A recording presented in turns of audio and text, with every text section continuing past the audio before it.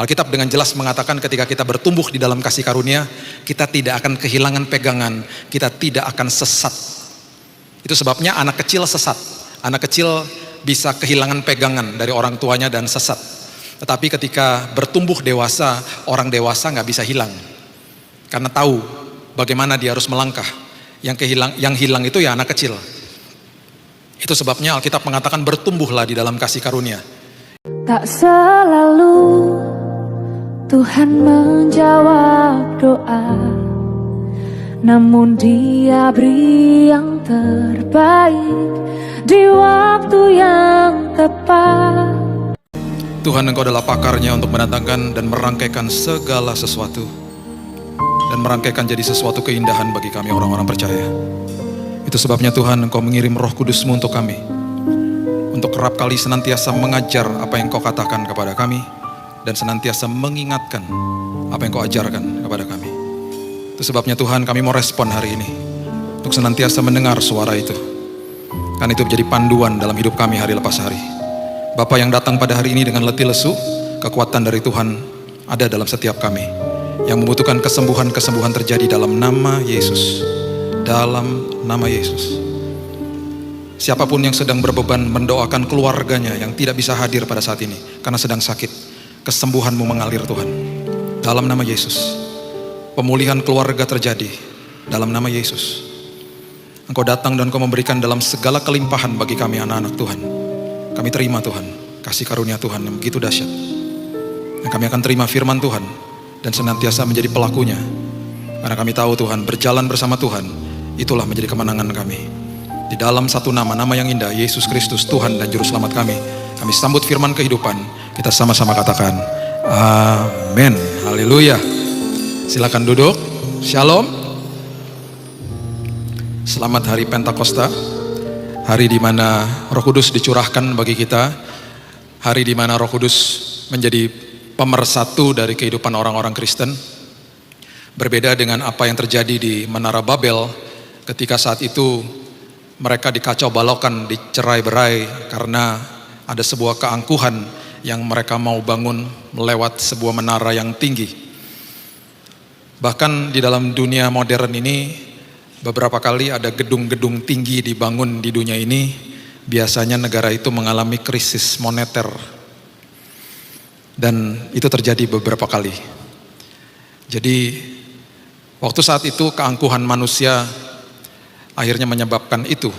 Dan ketika Roh Kudus tercurah di mana kita peringati hari ini, di hari Pentakosta, walaupun orang-orang percaya diberikan bahasa yang berbeda-beda, tapi bahasa itu rupanya bahasa yang dimengerti oleh banyak orang Yahudi yang datang dari berbagai bangsa saat itu. Dan mereka mengerti bahasa yang diucapkan. Ada mungkin Yahudi dari Roma, Yahudi dari berbagai tempat yang mengerti bahasa yang diucapkan orang-orang percaya pada saat itu. Dan menjadi pemersatu. Bahkan hari ini ketika kita bertemu dengan orang-orang percaya dari berbagai bangsa, berbagai budaya, kita saling mengerti bahasa kasih. Dan hampir semua kesaksian-kesaksian hidup itu benang merahnya sama, kisahnya beda-beda. Karena kita menyembah Allah yang satu, Allah yang luar biasa. Itu sebabnya Roh Kudus dikirim untuk kita, untuk mengajar apa yang Yesus suarakan. Dan itu sebabnya timbul sebuah pewahyuan. Pewahyuan itu timbul dari pengajaran Roh Kudus. Alkitab dengan jelas mengatakan di Yohanes 14, dia mengajar. Mengajar itu berarti tidak stop hanya satu kali diberikan penjelasan. Diajar itu berarti kita respon, kita belajar, kita diajar. Itu tidak akan ada habisnya harusnya. Jadi kalau kita mengambil respon untuk masuk ke dalam proses itu seumur hidup, kita ada di dalam sekolah kehidupan seumur hidup, kita akan bertumbuh di dalam kasih karunia. Alkitab dengan jelas mengatakan ketika kita bertumbuh di dalam kasih karunia, kita tidak akan kehilangan pegangan, kita tidak akan sesat. Itu sebabnya anak kecil sesat. Anak kecil bisa kehilangan pegangan dari orang tuanya dan sesat. Tetapi ketika bertumbuh dewasa, orang dewasa nggak bisa hilang. Karena tahu bagaimana dia harus melangkah. Yang hilang itu ya anak kecil. Itu sebabnya Alkitab mengatakan bertumbuhlah di dalam kasih karunia. Itu sebabnya Roh Kudus dikirim untuk mengajar. Mengajar itu berarti prosesnya seterusnya. Dan kemudian setelah dia ajar dan kita respon atas pengajaran itu, Alkitab mengatakan dia mengingatkan kita. Itu sebabnya dikatakan firman tidak kembali dengan sia-sia. Itu sebabnya ketika kita mendengar firman, ketika kita memahami firman, walaupun kita sudah dengar minggu lalu, bulan lalu, bahkan tahun lalu, ketika ada suatu masalah di depan kita, itu akan dimunculkan sama Roh Kudus. Dia akan ingatkan tentang firman itu untuk menghadapi masalah-masalah tertentu. Itu sebabnya firman itu hidup. Saya nggak pernah lupa ketika anak kami yang kedua waktu itu masih sekolah di bangku ETK kalau nggak salah ya. Umurnya sekitar 5 tahun, satu sekolah keracunan makanan, racunan bubur ayam. Dan saat itu teman-temannya dibawa ke UGD, sekolah mengeluarkan ratusan juta untuk bayarin pengobatan saat itu. Setelah itu catering nggak boleh ada lagi, semua anak harus bawa makanan sendiri-sendiri. Anak saya ada di rumah saat itu dan kemudian dia sudah mulai bereaksi, mulai muntah-muntah dan buang-buang air dan sudah pucat mukanya, masih umur 5 tahun. Istri saya sedang tidak ada dan saya di kantor ditelepon sama mbaknya, Pak segera pulang. Sampai di rumah saya bahkan dikasih tahu sama sekolah gimana kondisi anaknya, karena teman-temannya sudah di UGD semua. Akhirnya saya pulang, itu anak sudah pucat dan waktu saya mau bawa dia ke rumah sakit, mbaknya bilang, dan mbaknya bukan orang percaya, dia katakan begini, tadi saya disuruh tumpang tangan di atas kepalanya dan saya disuruh mengucapkan dalam nama Yesus ada kesembuhan. Mbak ucapkan nggak? Ya iya Pak, saya ketakutan Pak. Bukan orang percaya dia. Kenapa dia seperti itu? Kenapa dia ucapkan itu? Karena dari kecil, bahkan waktu masih di kandungan, firman Tuhan terus kami berikan kepada dia. Mungkin di dalam pikiran kami dia belum mengerti, tapi rohnya menerima. Dan ketika rohnya menerima, Roh Kudus yang mengingatkan. Dan saat itu Roh Kudus yang mengingatkan dia.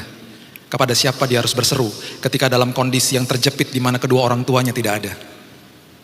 Saya bawa dia ke UGD yang berbeda, karena UGD yang satunya sudah penuh dengan teman-temannya. Segera dirawat 1 jam, dokter kasih obat, dia tertidur. Dokter bilang gini sama saya, Pak tungguin ya Pak, kalau 1 jam dia gak muntah-muntah, dia gak buang-buang air, bawa pulang aja. Kita tunggu mudah-mudahan panasnya turun.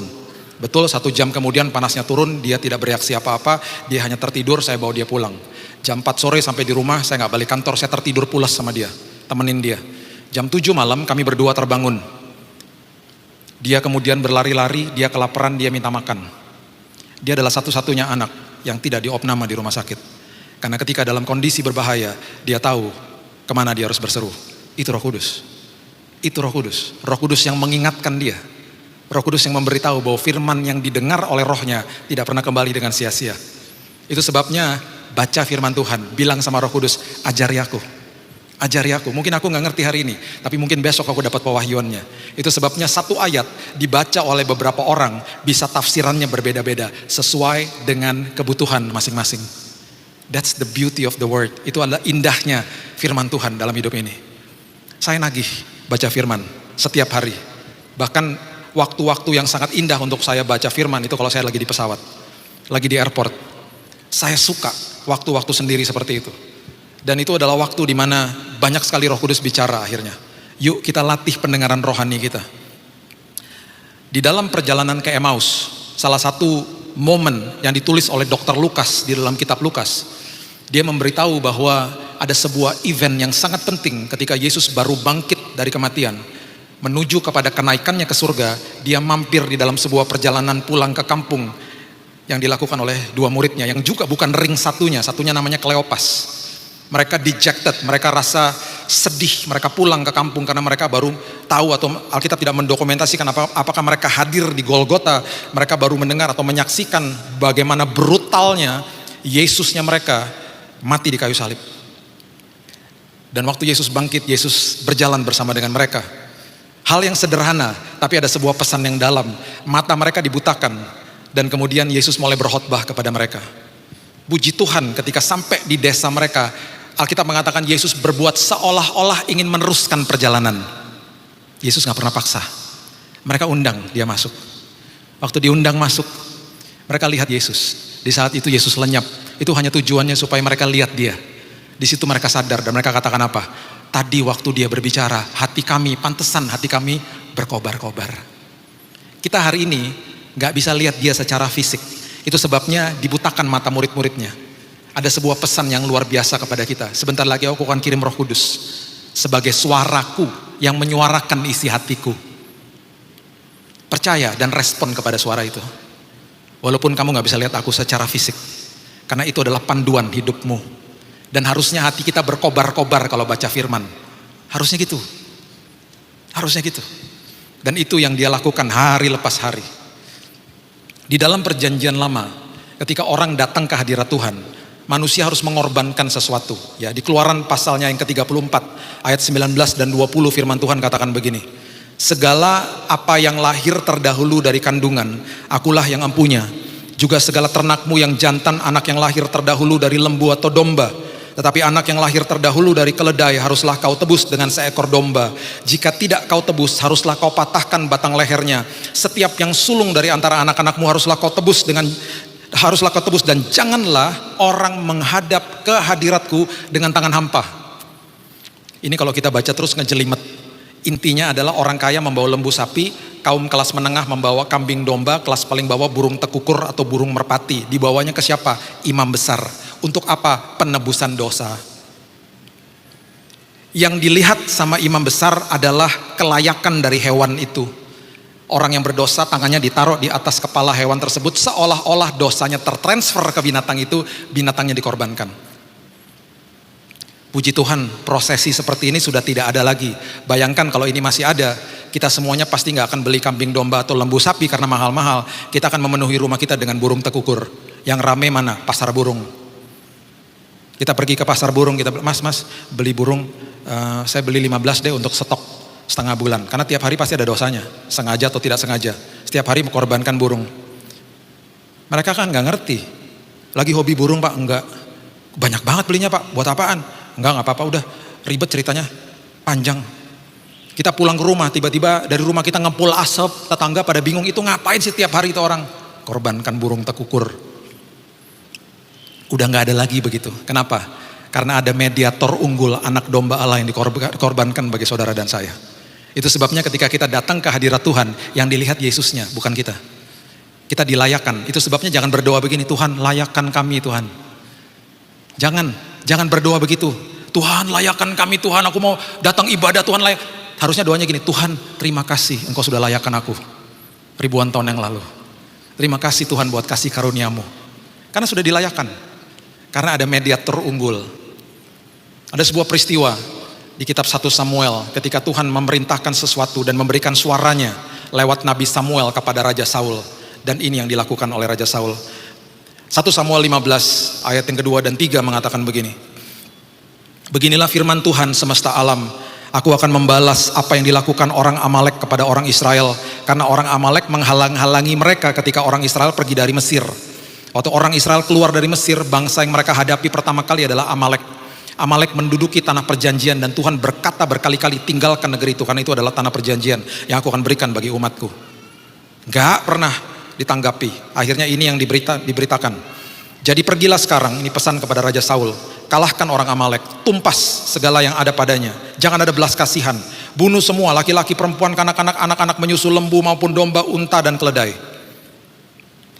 Kalau baca perjanjian lama, banyak murka Tuhan. Ya, itu tidak bisa disamakan dengan zaman kasih karunia perjanjian baru. Itu murka Tuhan semua. Ya. Jadi kalau baca perjanjian baru Tuhan gak begitu. Tuhan tidak begitu seperti hari ini. Tidak ada murka Tuhan, tidak ada kutuk, tidak ada penghakiman, tidak ada penuduhan di dalam Kristus. Ya. Kemudian ini tindakannya yang dilakukan. Ayat 9. Saul dan rakyat menyelamatkan Agag. Agag itu raja Amalek. Diselamatkan padahal harus ditumpas. Kenapa? Kesombongan. Saat itu kalau mereka menangkap seorang raja dari musuh, biasanya raja itu dipajang ketika mereka menghadapi sebuah makan malam dengan para pejabat. Seolah-olah betul-betul dia berkuasa sehingga bisa menangkap rajanya dan diolok-olok seperti begitu. Kesombongan. Padahal Tuhan bilang tumpas. Kambing domba, lembu-lembu yang terbaik dan tambun pula anak domba dan segala yang berharga. Tidak mau mereka menumpas semuanya itu. Segala hewan yang tidak berharga dan yang buruk itulah yang ditumpas sama mereka. Jadi apa yang menurut mereka baik diambil sama mereka. Padahal Tuhan bilang tumpas. Itu sebabnya firman Tuhan mempunyai prinsip begini. Yang baik belum tentu benar. Benar membawa kebaikan. Carilah dahulu kerajaan Allah dan bukan kebaikannya, kebenarannya. Jadi jangan berpikir bahwa oh ini baik kok, semua orang juga melakukan ini. Pernikahan sesama jenis mengatakan apa? Kelompok LGBT mengatakan apa? Kan dasarnya asasnya kasih. Kan kita gak merugikan orang lain. Timbullah sebuah pandangan dunia, relativisme.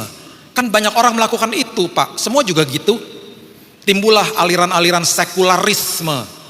Hati-hati. Anak-anak generasi Z itu yang baru bertumbuh. Mereka bertumbuh di dalam budaya seperti itu. Di mana semua orang mengatakan, itu udah biasa. Makanya saya selalu katakan, the new normal bukan 2 tahun terakhir ini. The new normal udah beberapa tahun yang terakhir ini. 10 tahun terakhir. Udah banyak sekali the new normal di dalam dunia ini. Makanya kebenaran di dalam firman Tuhan itu absolut. Tidak bisa diganggu-gugat. Ini dalihnya. Ketika ditegur sama Nabi Samuel. 1 Samuel 15 ayat 13 sampai 15 mengatakan, ketika Samuel sampai kepada Saul, berkatalah Saul kepadanya, diberkatilah kiranya engkau oleh Tuhan, aku telah melaksanakan firman Tuhan, dia katakan. Tetapi kata Samuel, kalau begitu apakah bunyi kambing domba dan sampai ke telingaku, dan bunyi lembu-lembu yang kudengar itu, apa itu binatang-binatang itu? Katanya kamu dengar suara Tuhan. Jawab Saul, semuanya itu dibawa daripada orang Amalek sebab rakyat menyelamatkan kambing domba dan lembu-lembu yang terbaik, menurut mereka terbaik, dengan maksud untuk mempersembahkan korban kepada Tuhan Allahmu, tetapi selebihnya telah kami tumpas. Kami udah tumpas kok yang lain, tapi ini kan baik. Kesombongan, kepentingan pribadi, itu asasnya. Itu yang terjadi pada hari ini. Hak asasi manusia, kan hak kami toh Pak, kan itu berdasarkan kasih, kan itu baik. Itu worldview, itu pandangan dunia. Itu sebabnya Tuhan berfirman di 1 Samuel 15 ayat 22, ayat yang sangat penting. Dikatakan begini, tetapi jawab Samuel, apakah Tuhan itu berkenan kepada korban bakaran dan korban sembelihan, sama seperti kepada mendengarkan suara Tuhan? Sesungguhnya mendengarkan itu lebih baik loh daripada korban sembelihan. Memperhatikan itu lebih baik daripada lemak domba-domba jantan. Dengan kata lain, Alkitab bahasa Inggrisnya mengatakan obedience is far greater than sacrifice. Ketaatan itu lebih dahsyat daripada pengorbanan. Saya udah korbankan waktu Pak untuk Tuhan. Saya datang ibadah. Saya ikut pelayanan Pak, baik gak? Baik. Saya mengorbankan perpuluhan saya, keuangan saya, waktu saya, talenta saya untuk Tuhan. Baik gak? Baik. Tapi kalau gak disertai sama ketaatan, percuma. Karena kebaikan tanpa ketaatan, percuma. Pengorbanan tanpa ketaatan, percuma. Karena mendengar suara Tuhan, mendengar suara Roh Kudus, itu harus diterjemahkan menjadi sebuah kebenaran, bukan kebaikan. Kebaikan belum tentu benar-benar membawa kebaikan. Saya kalau mau kembali ke Jakarta besok, saya harus terbang ke arah barat, bukan ke timur. Kalau saya katakan saya nggak mau ke arah barat karena arah barat itu nggak bagus, suka turbulensi, ke timur aja deh. Karena lebih baik kalau jalan ke timur. Sampai tujuan nggak? Nggak akan sampai tujuan. Saya akan sampai di Papua nanti. Tapi kalau saya katakan walaupun jalannya nggak baik, tapi jalan benar menuju barat, sampai tujuan nggak? Sampai. Itulah prinsip kebenaran. Kebenaran akan membawa kita sampai tujuan. Kebenaran membawa kebaikan. Di dalam kebaikan belum tentu benar. Jadi jangan berdalih sama Tuhan. Jadi kalau betul-betul ikut Tuhan, dengar suara Tuhan, ketaatan itu seperti itu.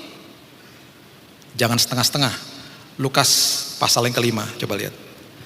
Sebuah kisah yang luar biasa, yang bertolak belakang dengan apa yang barusan kita baca. Lukas pasal yang kelima mengatakan pada suatu kali Yesus berdiri di pantai Danau Genesaret, sedang orang banyak mengerumuni dia hendak mendengarkan firman Allah. Perhatikan kalimat ini, mendengarkan firman Allah. Saat itu mereka masih bisa lihat Yesus secara wujudnya ada di situ. Ia melihat 2 perahu di tepi pantai, nelayan-nelayannya telah turun dan sedang membasuh jalannya. Karena apa? Dicuci jalannya. Semalaman gak dapat ikan soalnya. Ia naik ke dalam salah satu perahu Simon, menyuruh dia supaya menolakkan perahunya sedikit jauh ke pantai. Ia duduk mengajar orang banyak dari atas perahu. Setelah selesai berbicara, ia berkata kepada Simon, bertolaklah ke tempat yang dalam, tebarkan jalamu untuk menangkap ikan. Simon responnya begini, guru, udah sepanjang malam loh kami bekerja keras, kami gak tangkap apa-apa. Kami itu gak nangkap apa-apa. Tetapi, karena engkau menyuruhnya, aku akan menebarkan jala juga. If you say so, I will do it. Tuhan, udah berbulan-bulan loh Tuhan aku doa. Tuhan, udah berbulan-bulan, bertahun-tahun Tuhan aku tangisi Tuhan. Dan aku minta jawaban. Roh Kudus berkata, teguhkan imanmu, teruslah berdoa. Itu yang Petrus katakan. If you say so, ketika engkau katakan itu, jika engkau katakan itu, aku akan lakukan. Akhirnya ini yang terjadi. Dan setelah mereka melakukannya, ayat 6, mereka menangkap sejumlah besar ikan sehingga jala mereka mulai koyak. Ingat, komoditas mereka dan inti daripada usaha mereka adalah tangkap ikan. Dan ketika mereka dapat panen segini banyak, tiba-tiba yang terjadi adalah mereka memberi isyarat kepada teman-teman di perahu yang lain supaya mereka datang membantunya. Mereka datang lalu bersama-sama mengisi kedua perahu dengan ikan, hampir tenggelam. Saking banyaknya. Terima sesuatu dari Tuhan, sukacita pastinya. Tapi ketika kita mendengar suara Tuhan dengan baik dan benar, yang kita dengar dan kita respon akhirnya sesuatu yang berbeda. Perhatikan kalimat ini. Simon Petrus melihat hal itu, tersungkur depan Yesus dan berkata, Tuhan, pergilah daripadaku. Aku ini seorang berdosa, seolah-olah kayak gak layak dapat kasih karunia Tuhan yang begitu besar. Sebab ia dan semua orang yang bersama-sama dengan dia takjub oleh karena banyaknya ikan yang mereka tangkap. Demikian juga Yakobus dan Yohanes, anak-anak Zebedius yang menjadi teman Simon. Kemudian ini yang Yesus katakan kepada Simon, jangan takut. Mulai dari sekarang ada sebuah misi yang lebih besar yang aku akan berikan kepadamu. Engkau akan menjala manusia.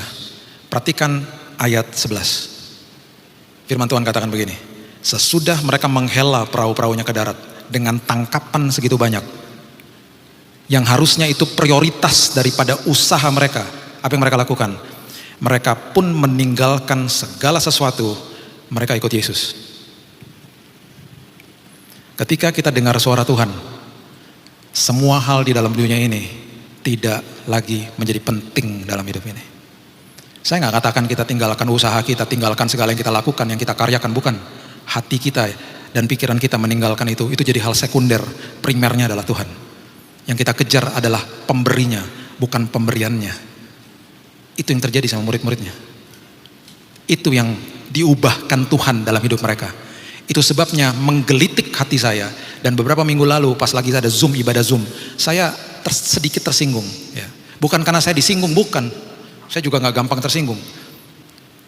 Saya merasa Tuhan saya direduksi. Orang minta doa itu biasa. Ya.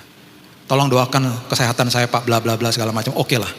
Tiba-tiba ada permintaan doa. Pak, tolong doakan usaha saya lesu Pak. Permintaannya juga gak salah. Tapi bagi saya, itu seolah-olah mereduksi Tuhan jadi dewa. Saya udah kayak dukun aja.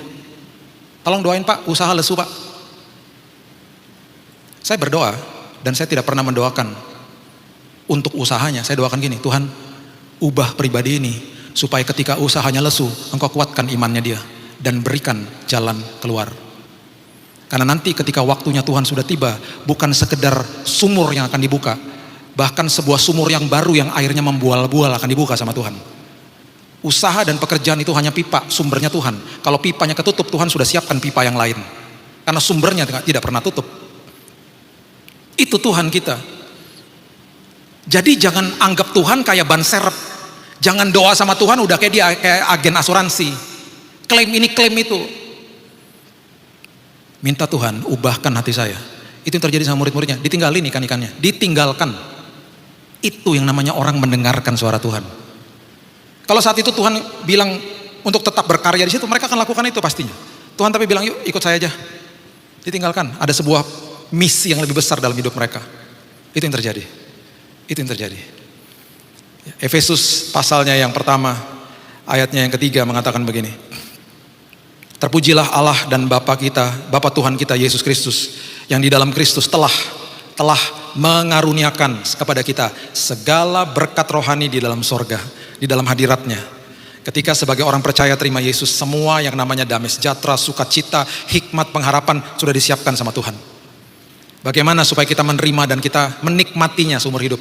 Kuncinya di Roma 8 ayat 17. Firman Tuhan katakan begini, jika kita adalah anak, kita juga adalah ahli waris. Maksudnya orang-orang yang mempunyai hak penuh atas, bahasa Inggrisnya ada kata all, semua janji-janji Allah. Semua, menerima semua janji-janji Allah. Yang akan menerimanya bersama-sama dengan Kristus. Yaitu jika kita, ada kata menderita di situ, bersama-sama dengan dia, supaya kita juga dipermuliakan bersama-sama dengan dia. Kata menderita artinya simpateko atau sumpasko, atau kita mendinai, atau kita menyangkal daging kita, karena taat itu gak enak seringkali. Kenapa? Karena kalau kita taat seringkali kita tidak lihat apa-apa di depan kita. Yang kita lihat orientasinya masalah di depan kita dan Tuhan bilang taat. Tapi Tuhan harus begini kesini, gak tahu taat. Anak ahli waris dan orang-orang yang punya hak penuh atas janji-janji Allah. Rugi kalau seumur hidup kita itu hanya status aja yang kita sandang dan kita nggak nikmati janji-janji Tuhan yang sudah diberikan sama Tuhan. Gara-gara apa? Tidak taat. Sederhana.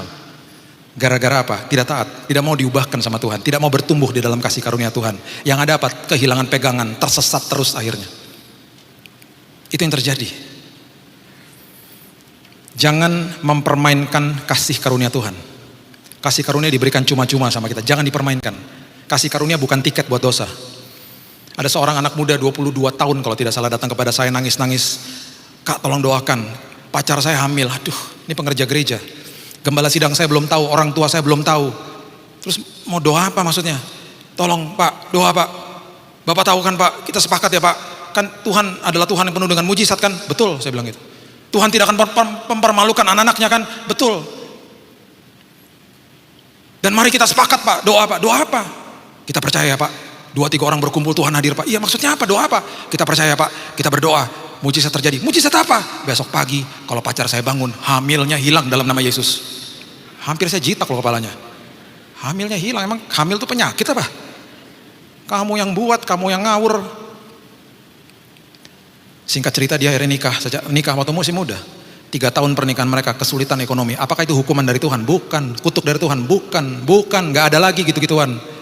Akibat dosa sendiri, ulah sendiri. Telestai, sudah selesai di atas kayu salib. There is no condemnation. Tapi jangan dipermainkan kasih karunia. Orang tua saya kalau pergi dari rumah tinggalin obat merah buat saya. Terus dia bilang, Bill jagain adik-adikmu ya. Kalau ada apa-apa, ini obat merah. Saya adalah orang yang paling bodoh. Kalau saya jedok-jedokin kepala ke tembok, saya loncat-loncat dari atas sampai berdarah-darah. Adik-adik saya bilang, kenapa kamu kayak begitu? Gak apa-apa kan ada obat merah. Yang bodoh siapa? Saya. Yang sakit siapa? Saya. Karena apa? Karena ulah saya. Oke lah obat merahnya sembuhkan. Tapi ada boroknya tuh. Dilihat orang bekasnya. Yang malu siapa? Saya. Jangan salahin Tuhan makanya. Itu kasih karunia, jangan dipermainkan. Makanya dengar suara Roh Kudus karena dia terus mau mengajar dan mengingatkan kita. Tahun 2004 saya gak pernah lupa. Anak saya yang pertama sekarang sudah 22 tahun nih, waktu dia umur 4 tahun. Dia adalah seorang pelukis. Sampai hari ini juga dia handal sekali dalam urusan kesenian. Dia bulan Desember ini lulus. Dia mengambil theater major. Dia ambil jurusan teater dan perfilman. Dia suka melukis, otak kanannya sangat kuat. Dia barusan menang kompetisi di sekolahnya, juara 1 untuk sebuah bisnis plan tentang sebuah sekolah kesenian gitulah. Saya sudah lihat bakatnya dari dia kecil. Di umur 4 tahun saya jemput dia dari sanggar melukis. Dan gurunya bilang sama saya, Pak ikut sertakan ya Pak di pameran lukisan. Oke, ini biaya pendaftaran Pak 300.000, saya gak pernah lupa tuh. Kemudian satu hari waktu sudah pameran lukisan, saya belum lihat hasil karyanya dia. Saya hadir seperti Bapak Ibu, saya duduk seperti begini. Kemudian di atas sini, di atas panggung semua pelukis-pelukisnya hadir. Termasuk anak saya, dia paling kecil, umur 4 tahun. Yang paling tua 70 tahun. Event organizer-nya bilang gini, Bapak Ibu, sebentar lagi Bapak Ibu dipersilahkan masuk ke dalam ruang pameran. Boleh lihat lukisan-lukisan. Semua lukisan dijual dan sudah ada harganya. Bapak Ibu diberikan kesempatan dalam waktu 20 menit untuk kalau suka bisa memberitahu staf kami, bisa membeli lukisannya. Nanti setelah 3 minggu pameran selesai, lukisan akan dikirim. Semua udah ada harganya. Kalau Bapak Ibu melihat di lukisan itu sudah ada stiker warna oranye, berarti lukisan itu sudah terjual. Nanti setelah 20 menit, semua pelukis-pelukis ini akan kami persilakan masuk ke dalam. Kami masuk duluan. Yang saya cari lukisan siapa? Anak saya. Saya cari bagian anak-anak, saya lihat lukisan anak saya dari jauh. Dihargai 300.000. Dalam hati saya, wah hebat juga dia harga 300.000. Saya mendekat, kemudian saya mulai lihat, saya gak ngerti lukisan ya. Jadi saya lihat dari dekat, saya bingung nih anak lukis apa. Dari kiri saya lihat gak ngerti, dari kanan gak ngerti, tiba-tiba timbul suara di hati saya. Kok elek ya lukisannya? Kok jelek lukisannya? Dalam hati. Sebagai bapak yang baik, saya ingin supaya lukisannya laku. Jadi saya mulai cari teman-teman saya, orang tua murid yang lain. Saya ketemu. Apa kabar Pak? Lukisan anak saya Pak? Dia juga gitu liatnya. Tapi sopan, cuman diem aja. Saya ketemu teman baik saya, ini gak sopan. Karena teman baik ya ngomong apa adanya kan. Bro apa kabar? Lukisan anak gue lihat. Apaan tuh? Duh, Saya juga gak ngerti ngelukis apa ini anak. Waktu berjalan terus, lukisan teman-temannya sudah terbeli, lukisan anak saya gak laku-laku. Event organizer-nya datang ke saya. Pak, sudahlah pak, udahlah pak, kasihan loh pak, gak ada yang beli pak. Ya gimana mbak, jelek mbak, aut-autan gitu mbak. Udahlah pak, bapak aja yang beli. Oh jangan gitu dong mbak, masa saya yang beli, di rumah banyak mbak, gratis semua, ngapain beli? Kasihan pak, anaknya pak, udah beli aja pak. Dengan berat hati, saya beli. Dalam hati saya gak akan ikut-ikut kayak gini lagi. Udah bayar registrasi, bayar lukisan sendiri. Dikasih stiker oranye, anak saya masuk. Dia berteriak, Pak tuh lihat stiker oranye. Dad, terjual. Saya dalam hati, iya terjual. Udah selesai, ini gak akan ikutan kayak gini lagi, gak. Sebel hati saya. Sudah tanya, siapa yang beli? Daddy. Dia loncat, Daddy thank you, Dad thank you. Kok kamu seneng banget? Ya karena aku memang ngelukis itu buat Daddy. Oh gitu. Dan waktu aku lagi ngelukis itu, aku inget Daddy. Sejelek itukah saya, nak? Kamu ngelukis ingat aku, jadinya ya jelek gitu. Masa aku elek gini, nak? Setelah 3 minggu, lukisan itu dikirim ke rumah saya. Dari tahun itu sampai sekarang lukisan itu gak pernah turun dari tembok rumah saya. Kenapa? Karena kata-kata itu terngiang-ngiang di telinga saya. Dad, I made it for you. Aku buat itu untuk Daddy. Pernah satu hari lukisan itu tergantung di ruangan adiknya. Setelah mesbah keluarga malam-malam kami habis doa, saya keluar setelah berapa tahun silam ya. Saya lewatin lagi tuh lukisan. Pendirian saya tetap sama, pendapat saya tetap sama. Wah elek. Tetap sama, gak berubah. Tapi itu gak akan pernah turun dari tembok di rumah saya. Kita datang ibadah hari ini, kita bernyanyi untuk Tuhan. Berapa banyak di antara kita yang suaranya fales, gak bisa nyanyi. Sama Tuhan diambil, dipajang di tembok surga. Yang komplain siapa? Malaikat. Itu jemaat nginden, suaranya fales-fales kok ditaruh di tembok surga Tuhan. Tahu Tuhan bilang apa? Aku taruh di tembok surga karena mereka nyanyi dari ketaatan mereka. Bukan sekedar nyanyi. Itu sebabnya aku pajang di tembok surga. Karena mereka memberikan hatinya kepada saya. Mereka dengar suara saya. Karena ketaatan lebih dahsyat daripada pengorbanan. Mereka bukan sedang berkorban menyanyi untuk saya, bukan. Mereka lakukan dengan ketaatan. Itu sebabnya Yesaya 66 ayat 1 dan 2 ayat terakhir mari kita baca sama-sama mengatakan begini. Beginilah firman Tuhan, langit adalah tahtaku, bumi itu adalah tumpuan kakinya. Bayangkan coba, Tuhan katakan, langit itu tahtaku, bumi itu tumpuan kakiku. Rumah apakah yang akan kamu dirikan bagiku dan tempat apakah yang menjadi perhentianku? Mau korbankan apa lagi sih buat saya gitu loh. Pengorbanan gak apa-apa, asal disertai sama ketaatan. Kemudian ayat 2 dia katakan begini. Bukankah tanganku yang membuat semuanya ini, alam semesta ini, sehingga semuanya ini ada, semuanya ini terjadi. Demikianlah firman Tuhan. Tetapi kepada orang inilah aku memandang, orang yang tertindas, orang yang patah semangat, orang yang nangis berdoa kepada saya, berharap kepada saya. Yang dilakukannya dengan apa? Perhatikan kalimat terakhir, orang yang gentar kepada firmanku. Kata gentar adalah seret. Kata seret adalah kata menghormati dan mendengar suara Tuhan. Saya baca ayat ini, saya bilang gini, Tuhan aku mau ambil satu elemen aja. Saya mau lihat elemen ini yang membuat saya sadar bahwa saya ini kayak debu di hadapan Tuhan.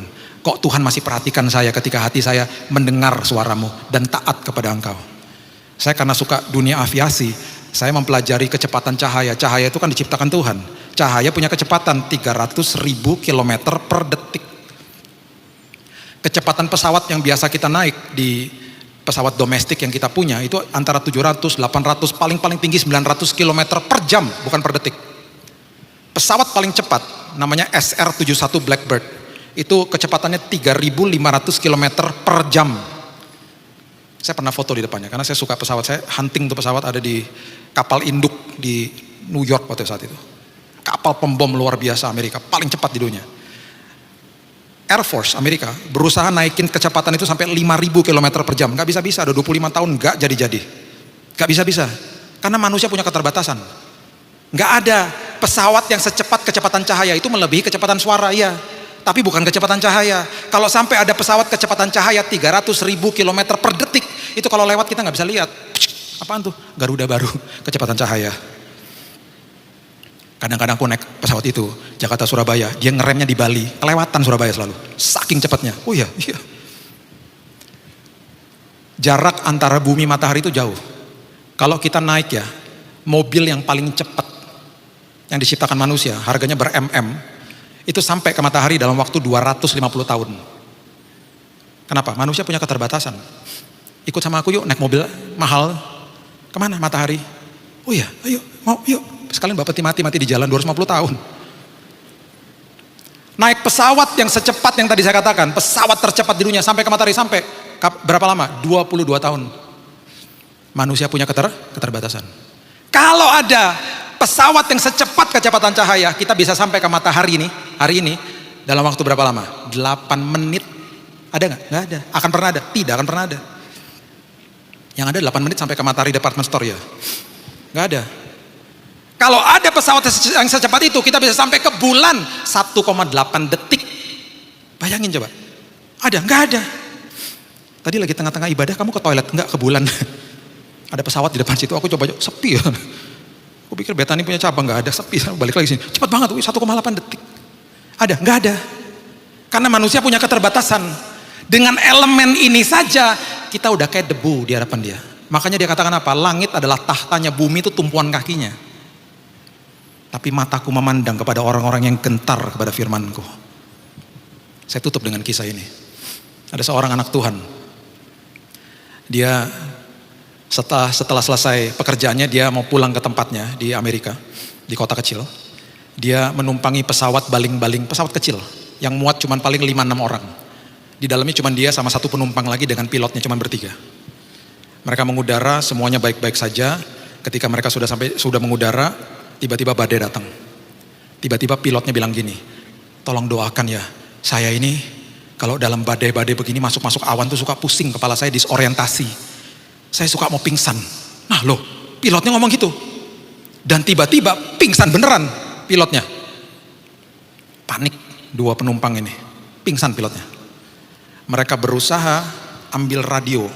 Dan mereka berusaha kontak siapapun yang ada di udara. Mayday, mayday, tolong, halo, ada siapa, halo. Mereka nggak tahu proper communication, mereka tidak tahu harus berkata-kata apa. Tiba-tiba ada pesawat 747 kargo yang lagi lewat di daerah situ. Dia bilang, ada apa? Pilot kami pingsan. Sebentar, saya akan kontak tower menara di airport. Supaya dia kontak kamu ya.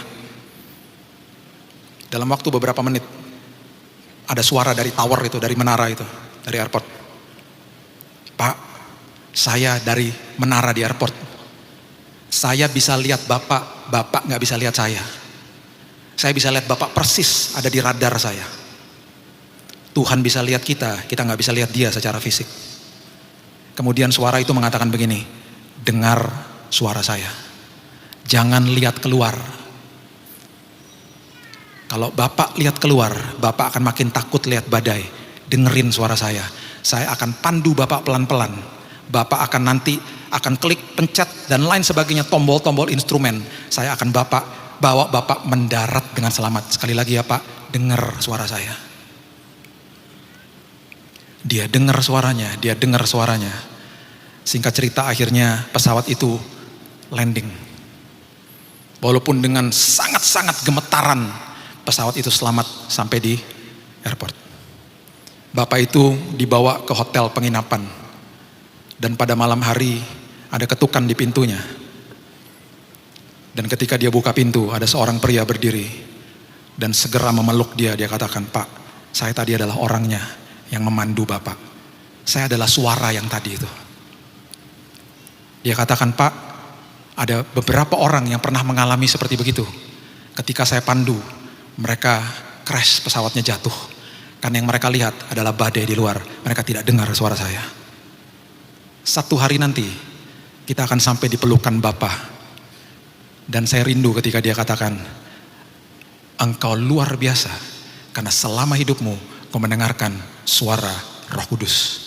Dan engkau akhirnya sampai kepada pangkuanku dengan aman, selamat, dan keselamatan menyelimuti hidupmu.